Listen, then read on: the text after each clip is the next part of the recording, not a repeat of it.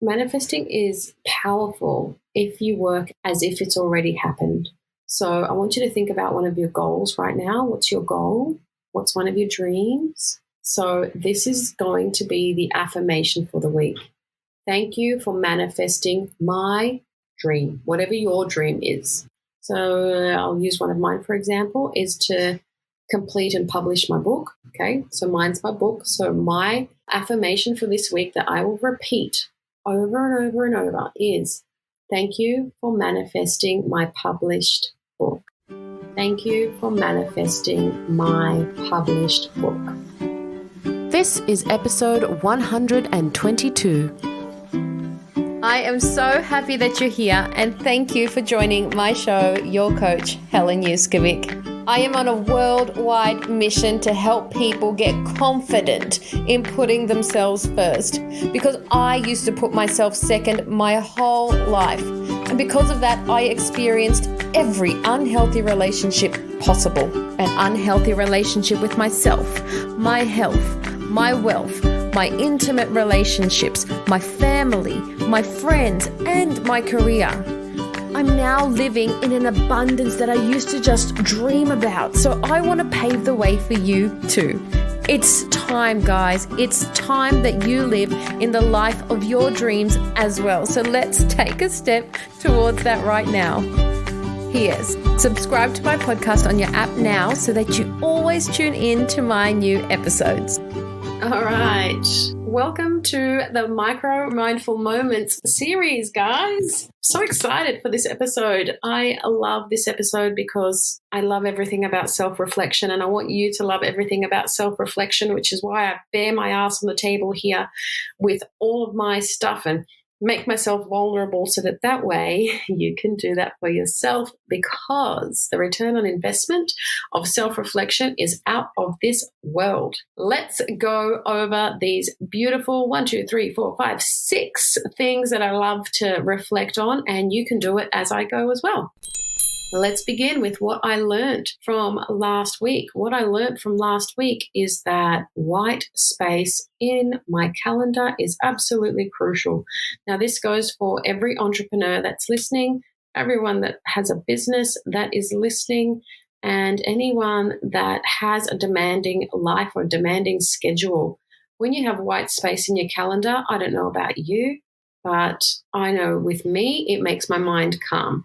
When my calendar is too full, I already feel overwhelmed from the day before just looking at it, and it causes me anxiety. So I make sure that I have a beautiful assistant who actually does all of that for me to ensure that I have white space in my calendar. And some days where it does look too full, still for my liking, then I will move appointments, because something I had to let go of as an entrepreneur was that everything had to get done right now. It doesn't. There's plenty of time. Everything can get moved. Every appointment can get reshuffled. It is okay. Helen, relax. Big learning for me, guys. So white space is absolutely crucial for me. And last week I did that all week, and I had the most beautiful, abundant, flowy week. 2. A beautiful moment that I had last week was watching the sunset while I was having a sunset dip at the beach. So I work with technology all day, phones, laptops, headphones, all sorts of gadgets. And when I went to the beach after work to cool off, to get the steam out of my body from frying myself with all of these EMF waves all day, I actually felt all of my nerves just calm right down. When I stepped into the water, I was stepping on sand. I had another natural element on me, which was water. I had air blowing on my skin. Oh, mate, it was so good. And it was one of the most beautiful moments that I had last week, and I just reveled in it. So no matter how cold the water was, I was like, I love this moment. It just felt like I was counteracting all of the stuff that I had done that day, which was literally sit down, be cooped up, and produce work. Next, a podcast or a book that I recommend. This week, I want to recommend a book that I read, and it's called The 5 Love Languages of Children. And the reason I wanted to recommend this book by Gary Chapman and Ross Campbell is because it's really important to learn the secret of loving your children effectively and for them knowing that no matter what, you love them. And this book comes with a PDF as well on how to talk your child's love language. And I'll share a few with you. So if your child's love language is physical touch, when you say goodbye or when you greet your child, it might be wise to gather them in your arms and to give them a cuddle or to kneel down and hold their hands. That way you're touching them. There's a lot more tips, but I'm going to give you one from each. If your child's love language is words of affirmation, something that you might like to do is to write on a Post-it note some beautiful words and put it in their lunchbox as a surprise. OMG. If you have a sensitive child to words, this is awesome. Again, there's so many in the PDF. If your child's love language is quality time, and let's face it, which child doesn't have this? You could do amazing things like include them in the things that you've got to get done. So instead of waiting until all of your chores are done before spending time with your child, include them in the task. You know, I do this all the time with my niece. I include her in making a smoothie with me. I include her in tidying up things that I'm tidying up. And that way we're spending time together and having a chat at the same time. So you're killing 2 birds with 1 stone. Again, there's plenty more things, but I can only read you one. If your child's love language is gifts, something that's pretty cute to do is to do something like making a meal that you know that your child loves, going to a special restaurant that they love, or making their favorite dessert. That to a kid that loves gifts will be like, oh my God, my mum loves me so much. She made me this. There's other ways as well. You can keep a bag of goodies with inexpensive gifts that you can use at your will whenever you want. And you can give it to them like one at a time as you sense there is a need. And I do this a lot with my niece because I know she loves gifts, so I try to be purposeful and mindful with them. But I know that when I give her a gift, to her it says, my auntie loves me so much. And because one day it might change. As they get older, their love language might change and gifts and things like that might not be as important to them. Acts of service is another love language. And so if your child loves you, giving them an act of service. So if you doing something means to them that, oh, wow, my parent loves me, something that you can do is help your child when they practice for a sport team or an instrument that they're learning or a language that they're learning or with their homework. Just being there with them, alongside them, will mean the world to them, and it will communicate to them that my parent loves me so much. Sitting down and helping your child with problems. This is also an act of service.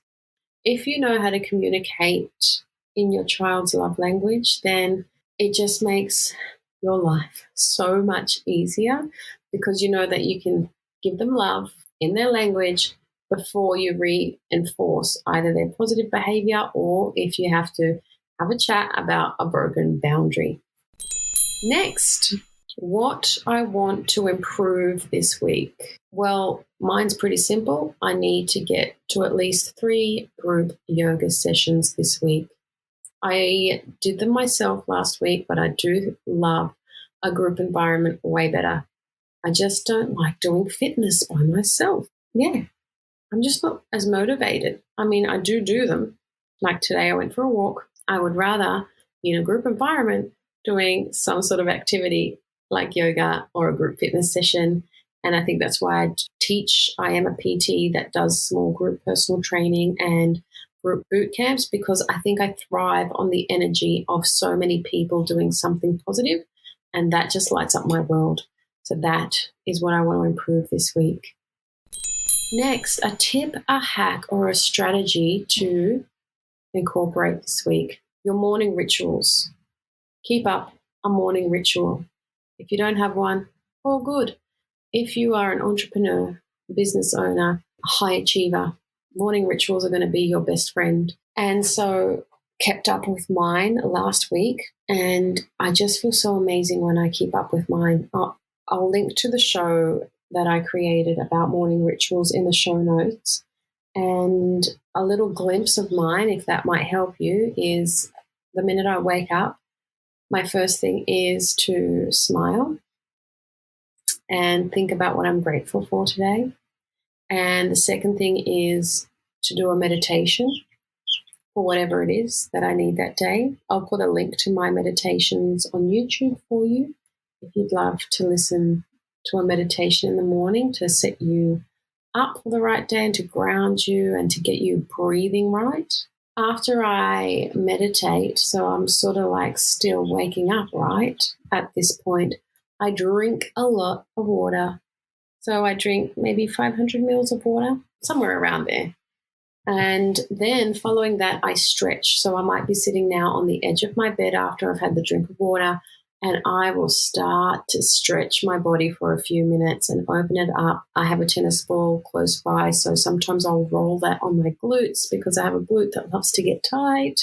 And then I do an activity that lights me up. That could be a morning walk at the beach. It could be a morning walk around my house.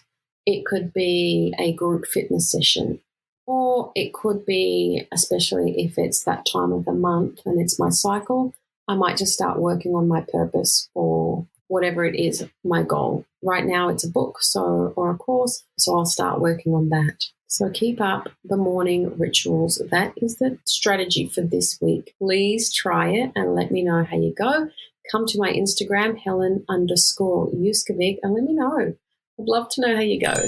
And the affirmation for the week, guys, is it's all about manifesting, and manifesting is powerful if you work as if it's already happened. So I want you to think about one of your goals right now. What's your goal?